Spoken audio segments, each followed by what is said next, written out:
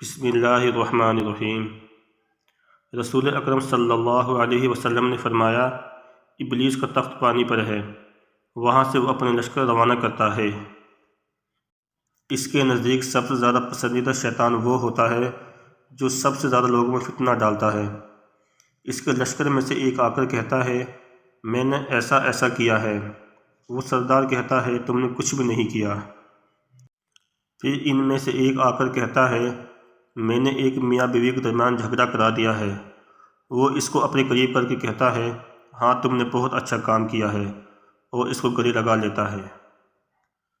میاں بیوی میں اختلاف پیدا کرنا شیطان کے نزدیک سب سے بہتر کام اس لیے ہے کہ ان کے اختلافات سے صرف دو انسانوں ہی کے درمیان نہیں بلکہ دو خاندانوں کے درمیان ہو جاتے ہیں، جس کے نتائج بہت ہی برے نکلتے ہیں۔